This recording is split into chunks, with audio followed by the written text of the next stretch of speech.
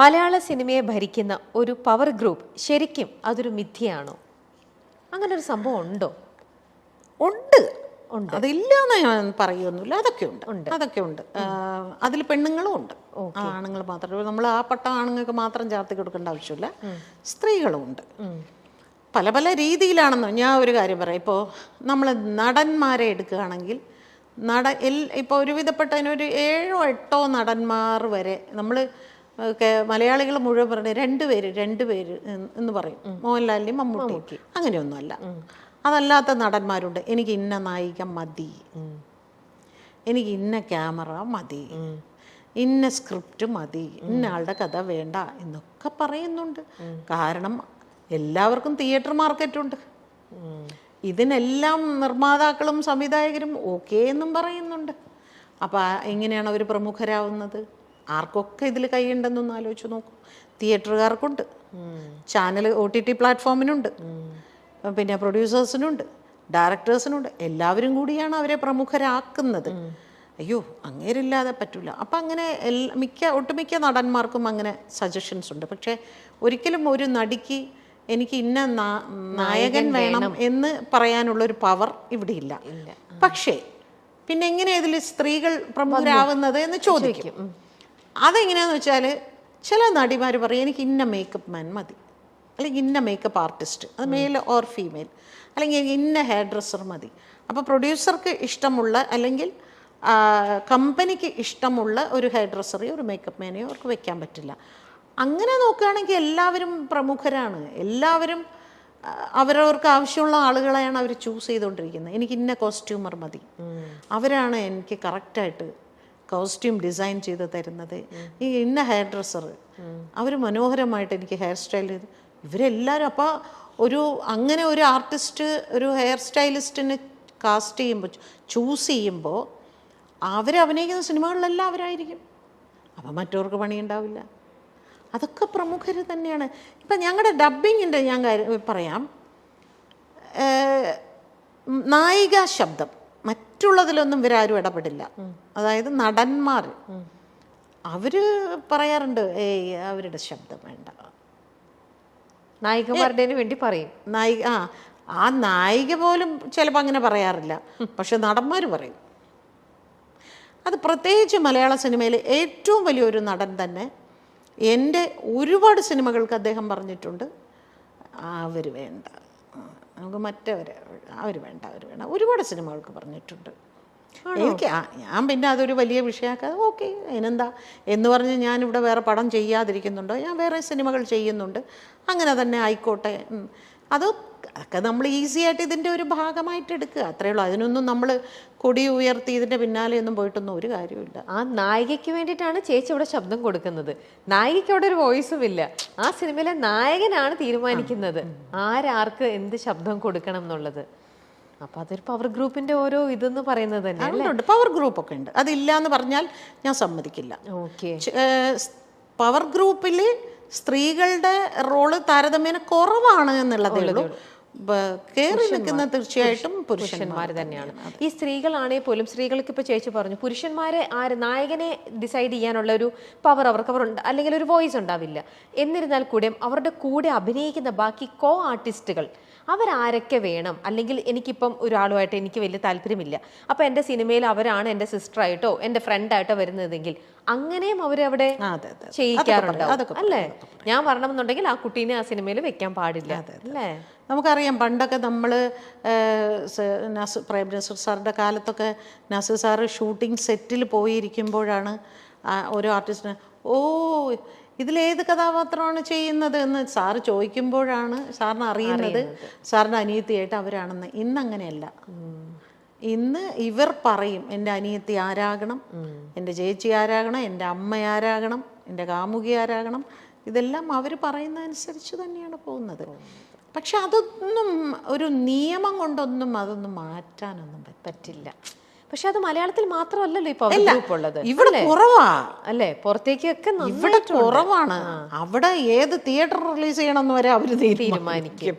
ഏത് പിന്നെ സെന്ററിലേക്ക് ഇത് പോകണം, എവിടെയൊക്കെ പോകണം, ഇത് എങ്ങനെ റിലീസ് ചെയ്യണം, എന്ന് റിലീസ് ചെയ്യണം എന്ന് വരെ അവർ പറയും. ഇവിടെ പക്ഷെ അത്രയായിട്ടില്ല. നമ്മുടെ പവർ ഗ്രൂപ്പ് ഇനിയും അവരുടെ ലെവലിൽ വളരേണ്ടിയിരിക്കുന്നു. ഓക്കെ. സിനിമാ മേഖലയിൽ നടക്കുന്ന പ്രശ്നങ്ങൾ പുറത്തു വരുന്നത് മറ്റു മേഖലകളിലും നവീകരണത്തിന് വഴിതെളിക്കുമോ? സിനിമയിൽ വരുന്നത് മറ്റു മേഖലകളിൽ നമ്മുടെ ഇപ്പം നടന്നുകൊണ്ടിരിക്കുന്ന സംഭവം സിനിമയിൽ മാത്രമുള്ളതല്ലല്ലോ. ഈ സംഭവങ്ങളൊക്കെ വേറെ ഏത് ഇൻഡസ്ട്രിയിലും വേറെ എല്ലാ മേഖലകളിലും ഉള്ളതാണ്. അല്ല, ഇതുപോലെ ഒരു കമ്മിറ്റി എല്ലാ മേഖലയിലും വരണം എന്ന് എനിക്കൊരാഗ്രഹമുണ്ട്.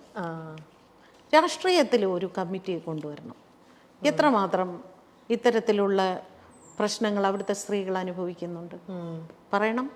അതുപോലെ ആശുപത്രികളിൽ, ജോലി സ്ഥലങ്ങളിൽ, പിന്നെ ഈ പറയുന്ന സർക്കാർ, ഇവിടെയൊക്കെ ഇതുപോലെ ഓരോ കമ്മിറ്റി വെക്കട്ടെ. അപ്പോൾ അറിയാം. ഇപ്പോൾ സിനിമയാണല്ലോ ഏറ്റവും അധികം ചെളിവാരി എറിഞ്ഞുകൊണ്ടിരിക്കുന്നത്. ഇനി മീഡിയയ്ക്കുള്ളിലും വരണം. സ്ത്രീകൾ പ്രതികരിക്കാൻ മടിക്കുന്നത് ഭീഷണിയെയും വെല്ലുവിളികളെയും പേടിച്ചാണെന്ന് കരുതുന്നുണ്ടോ? ഭീഷണി ഉണ്ടോ? ഡെഫിനറ്റ്ലി ഉണ്ടാവും അല്ലേ? അതുകൊണ്ട് തന്നെ ഞാൻ നേരത്തെ പറഞ്ഞ കാര്യത്തിലും ഉണ്ട്. ഒരു വിരട്ടലൊക്കെ എല്ലായിടത്തും ഉണ്ടാവും. ഇപ്പോൾ ഞാനിപ്പോൾ ഇവിടെ വന്നിരുന്ന് തുറന്ന് സംസാരിക്കുന്നതിന് എനിക്ക് എൻ്റെ ജീവിതത്തിൽ ഞാൻ ആദ്യമായിട്ടാണ് ഈ ഹേമ കമ്മിറ്റി റിപ്പോർട്ട് വന്നതിന് ശേഷം എൻ്റെ പ്രതികരണങ്ങൾ കൊണ്ട് എനിക്കിപ്പോൾ നിരന്തരം ഭീഷണി ഫോൺ കോൾസ് വരുന്നുണ്ട്. ഇത്രയും കാലം എനിക്ക് ഈ അനുഭവം ഉണ്ടായിട്ടില്ല. പക്ഷേ ഇപ്പോൾ അത് IT സെല്ലിലേക്ക് അങ്ങോട്ട് കൊടുക്കുമ്പോൾ ഇവർ നോക്കിയിട്ട് വരണം, ആന്ധ്രാപ്രദേശിൽ നിന്ന് വരുന്നു, മഹാരാഷ്ട്രയിൽ നിന്ന് വരുന്നു. ഇന്നലെ രാത്രി 12 മണിക്ക് വന്നത് വെസ്റ്റ് ബംഗാളിൽ നിന്ന്. എന്ത് വിളിക്കുന്ന ചേച്ചി? വെട്ടിക്കളയും, കൊന്നുകളയും, അടിക്കും എന്നൊക്കെ പറഞ്ഞാണ് ഈ വിളിക്കുന്നത്. അവിടുന്ന് വിളിക്കുന്നവങ്ങളെല്ലാം മലയാളികൾ തന്നെ, മലയാളികളാണ് വിളിക്കുന്നത്. അതാണ് രസം. നല്ല മനോഹരമായ മലയാളത്തിൽ സംസാരിക്കുന്നു. ഇന്നലെ വിളിച്ച് എന്നെ ഭീഷണിപ്പെടുത്തത്, നീ ഡ്രഗ് മാഫിയക്കെതിരെ ഇറങ്ങുമോടി എന്ന് ചോദിച്ചുകൊണ്ട്. ഞാൻ പറഞ്ഞില്ലേ മലയാള സിനിമയിൽ അതിനാണ് എനിക്ക് ഭീഷണി വന്നത്. പൊതുവേദിയിൽ വാക്പോരുമായി പാർവതി തിരുവോത്തും ഭാഗ്യലക്ഷ്മിയും. WCCയുമായി ബന്ധപ്പെട്ടാണ് ഇരുവരും തമ്മിൽ വാക്ക് തർക്കമുണ്ടായത്. ഭാഗ്യലക്ഷ്മി പലപ്പോഴായി WCCക്കെതിരെ ഉന്നയിക്കുന്ന വിമർശനങ്ങൾ ഇതാദ്യമായിട്ടാണ് നേർക്കുനേർ ചർച്ചയാകുന്നത്. അത്യന്തം നാടകീയമായിരുന്നു ഇരുവരുടെയും ചോദ്യങ്ങളും ഉത്തരങ്ങളും. കേരള ലിറ്ററേച്ചർ ഫെസ്റ്റിവൽ വേദിയിൽ സ്ത്രീയും സിനിമയും എന്ന വിഷയത്തെ ആസ്പദമാക്കിയുള്ള ചർച്ചയ്ക്കിടയിലായിരുന്നു സംഭവം. സിനിമാ ലോകത്ത് സ്ത്രീകൾ അനുഭവിക്കുന്നതും നേരിട്ടതുമായ വിഷയങ്ങളും ഹേമ കമ്മിറ്റി റിപ്പോർട്ടും പരാമർശിച്ച് സംസാരിച്ച പാർവതി WCC സിനിമയിലെ സ്ത്രീകൾക്കായി തുറന്നുവെക്കുന്ന ഇടത്തെപ്പറ്റി സംസാരിച്ചു.